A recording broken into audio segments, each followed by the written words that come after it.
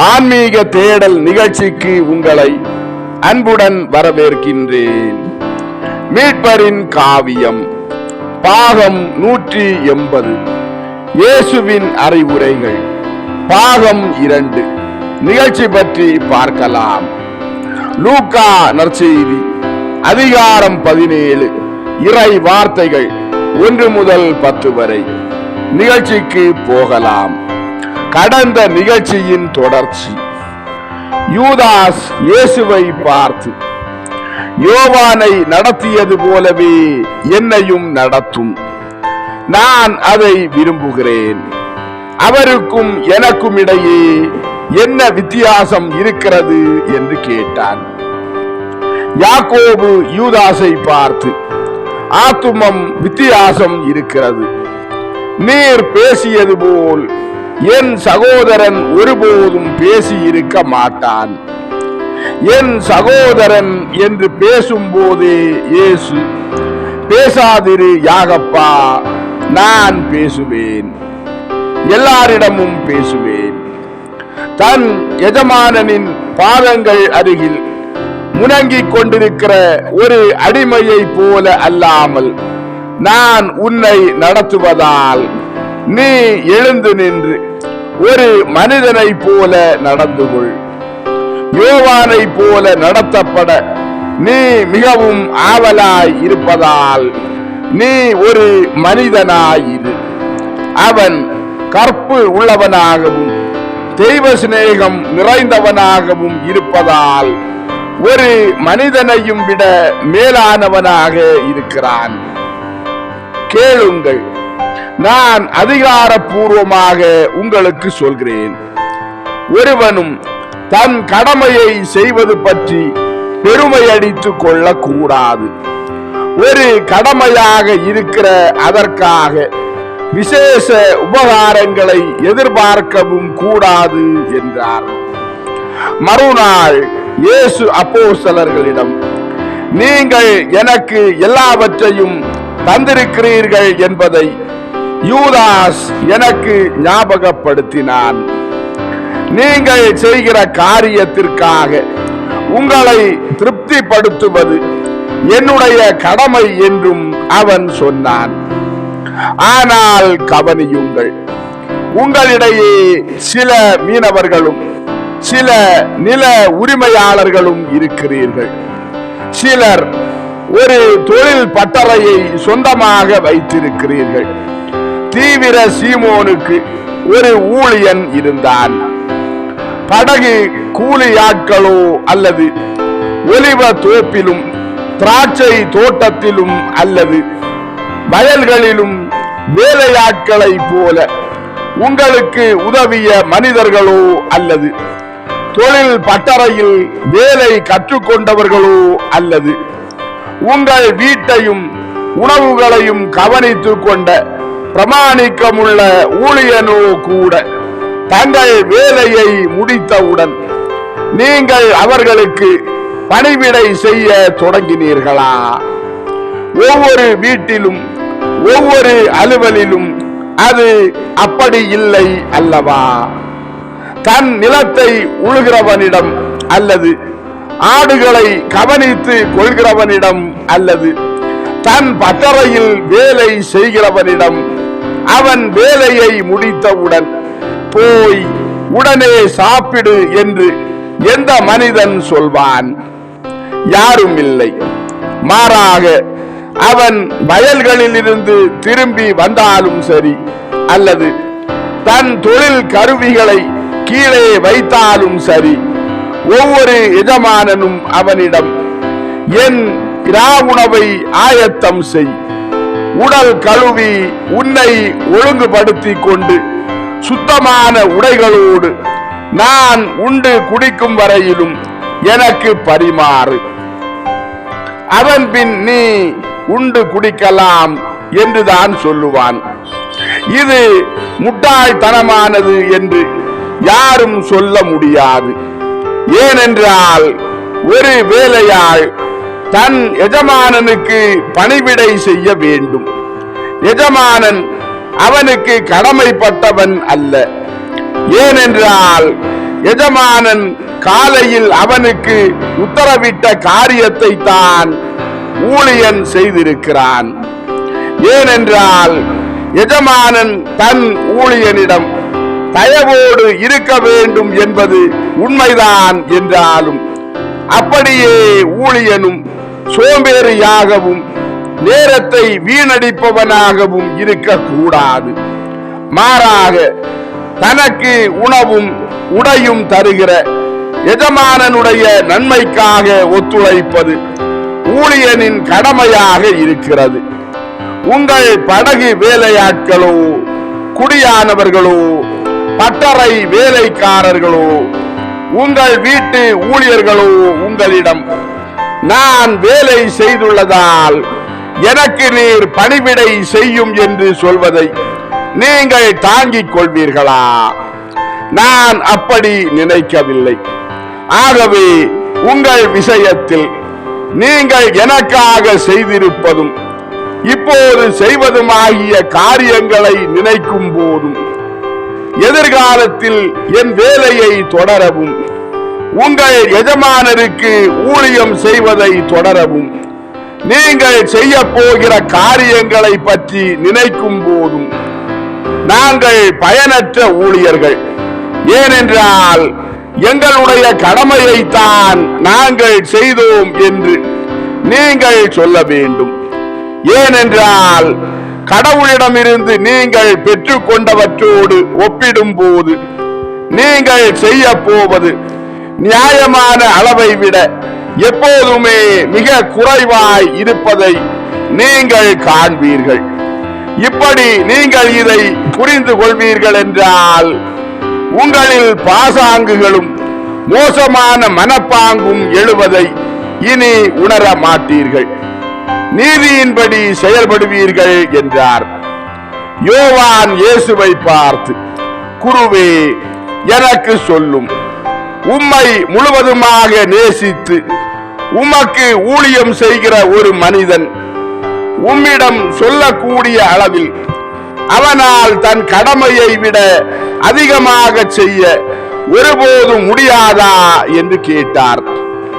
இயேசு யோவானை பார்த்து, குழந்தாய், கடவுள் உனக்கு எந்த அளவுக்கு மிக ஏராளமாக தந்திருக்கிறார் என்றால் முழுமையான நியாயப்படி உன் எல்லா வீரத்துவ செயல்களும் கூட எப்போதும் மிக குறைவாகவே இருக்கும். ஆனாலும் ஆண்டவர் எவ்வளவு நல்லவராய் இருக்கிறார் என்றால் நீ அவருக்கு என்ன கொடுக்கிறாயோ அதை அவர் தம்முடைய அளவற்ற அளவையை கொண்டு அளப்பதில்லை. மனித சக்தியின் வரம்புக்கு உட்பட்ட அளவையை கொண்டுதான் அதை அளக்கிறார். உலோபித்தனம் இன்றியும் ஒரு முழு அளவிலும் பொங்கி வழிகிற தாராளத்தோடும் நீ அவருக்கு கொடுத்திருக்கிறாய் என்பதை அவர் காணும் போது என்னுடைய இந்த ஊழியன் தனக்கு கடமையானதை விட அதிகமாக எனக்கு தந்திருக்கிறான். ஆகையால் அளவற்ற அபரிமிதமான கைமாறுகளை நான் அவனுக்கு தருவேன் என்றார். ராயப்பர் இயேசுவை பார்த்து, ஓ, நான் எவ்வளவு மகிழ்ச்சியாய் இருக்கிறேன். அந்த அளவற்ற அபரிமிதத்தை பெற்றுக் கொள்ளும்படி பொங்கி வழியும் அளவை நான் உமக்கு தருவேன் என்றார். இயேசு பேதுருவை பார்த்து, ஆம், நீ அதை எனக்கு தருவாய். நீங்கள் எல்லாரும் அதை எனக்கு தருவீர்கள். சத்தியத்தினுடையவும் ஒளியினுடையவும் நேசர்களாகிய எல்லாரும் அதை எனக்கு தருவார்கள். அவர்கள் என்னோடு இயற்கைக்கு மேற்பட்ட விதமாக மகிழ்ச்சியாய் இருப்பார்கள் என்றார். யூதாஸ் இயேசுவை பார்த்து, என் நண்பர் மெகிடோவுக்கு சற்று வெளியே வசிப்பதால் நான் இங்கே உங்களிடம் விடை பெற்றுக் கொள்கிறேன். நான் மிகவும் களைப்பாய் இருக்கிறேன் என்றான். இயேசு யூதாஸை பார்த்து, நீ போகலாம், ஆண்டவர் உன் காலடிகளை கண்காணிப்பாராக என்றார். யூதாஸ் இயேசுவை பார்த்து, நன்றி குருவே, அப்போஸ்தலர்களை பார்த்து, நண்பர்களே போய் வருகிறேன் என்றான். யூதாஸ் என்றபின் பேதுரு அப்போஸ்தலர்களை பார்த்து, யூதாஸ் அவ்வளவு களைப்பு உள்ளவராக தோன்றவில்லை என்றார். பர்த்தலோமை பேதுருவை பார்த்து, உண்மை, அவர் இங்கே பாதங்களை இழுத்தபடி நடந்து வந்தார். ஆனால் இப்போது அங்கே ஒரு மானை போல ஓடிக்கொண்டிருக்கிறார் என்றார். யூதா ததேயு இயேசுவை பார்த்து, உம்முடைய பிரியாவிடை பரிசுத்தமான ஒன்று சகோதரரே. ஆனாலும் ஆண்டவர் தமது சித்தத்தால் முழுமையாக அவரை ஆட்கொண்டால் ஒழிய கடவுளுடைய உதவி நல்ல நடவடிக்கைகள் எடுக்கவும் நியாயமான செயல்களை செய்யவும் யூதாசுக்கு உதவாது என்றார். இயேசு யூதா ததேயுவை பார்த்து, யூதா, நீ என் ஒன்றுவிட்ட சகோதரன் என்ற உண்மை உன்னை நான் கடிந்து கொள்வதிலிருந்து உனக்கு விலக்கு அளிக்காது. ஆகவே உன் தோழன் பேரில் கடுமையாகவும் கருணை அற்றவனாகவும் நீ இருப்பது பற்றி நான் உன்னை கடிந்து கொள்கிறேன். அவன் தனக்கே உரிய தவறுகளை கொண்டிருக்கிறான். ஆனால் உன்னிடமும் தவறுகள் இருக்கின்றன. அவற்றில் முதலாவது, அவனுடைய ஆத்துமத்தை பரிசுத்தமாக்குவதற்கு நீ எனக்கு உதவ முயற்சி செய்யவில்லை என்பது. நீ உன் வார்த்தைகளை கொண்டு அவனுக்கு அதிக எரிச்சல் மூட்டுகிறாய். இருதயங்களை நீ வளைப்பது வன்முறையால் அல்ல. அவனுடைய எல்லா செயல்களையும் தணிக்கை செய்யும் உரிமை உனக்கு இருப்பதாக நீ நினைக்கிறாயா? அப்படி செய்ய கூடுமான அளவுக்கு நீ உத்தமமாய் இருப்பதாக நினைக்கிறாயா? உன் குருவாகிய நான் அப்படி செய்வதில்லை. ஏனென்றால் அந்த குறைபாடுள்ள ஆத்துமத்தை நான் நேசிக்கிறேன் என்பதை நான் உனக்கு ஞாபகப்படுத்துகிறேன். அது குறை உள்ளதாக இருக்கும் காரணத்தினாலேயே அது பரிதாப உணர்வால் என்னை நெகிழ்த்துகிறது. தன்னுடைய நிலையில் அவன் மகிழ்ச்சியாக இருக்கிறான் என்று நினைக்கிறாயா?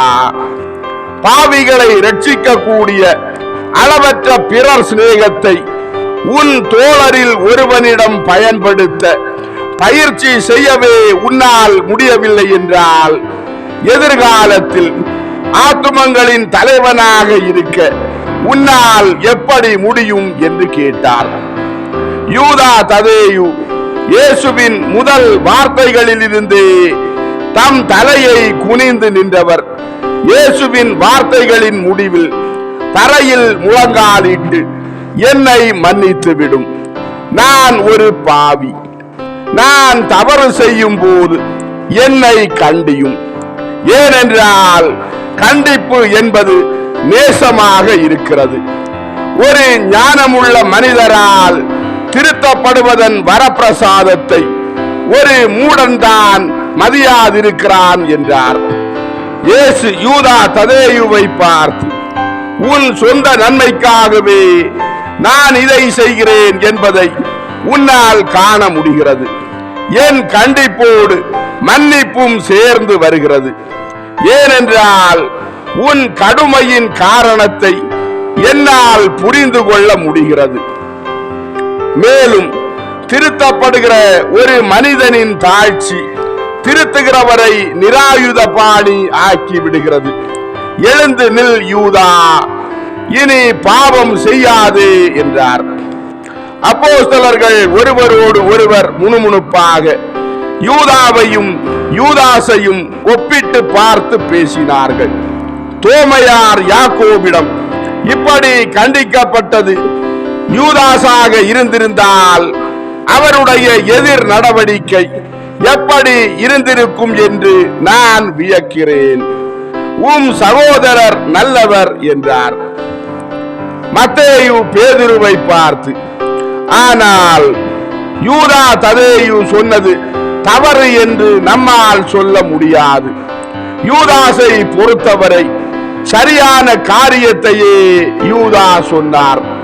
யூதேயாவுக்கு போகும் நண்பரின் கதையை நீர் நம்புகிறீரா? நான் நம்பவில்லை என்றார். ராயப்பர் மத்தேயுவை பார்த்து, அது ஜெரிகோ சந்தையில் நடந்த மாதிரி திராட்சை தோட்ட கதையாக இருக்க வேண்டும் என்று சொல்ல எல்லாரும் சிரித்தார்கள். பிலிப்பு மற்ற அப்போஸ்தலர்களை பார்த்து, நிச்சயமாக யூதாஸ் மீது குரு மிக அதிகமாக கருணை காட்டுகிறார் என்றார். செபதேயுவின் யாக்கோபு பிலிப்பை பார்த்து, மிக அதிகமாகவா? அளவற்ற கருணை என்று நீர் சொல்ல வேண்டும் என்றார். பர்த்தலோமை மற்ற அப்போஸ்தலர்களை பார்த்து, நானாக இருந்தால் இவ்வளவு பொறுமையாக இருந்து கொள்ள மாட்டேன் என்றார்.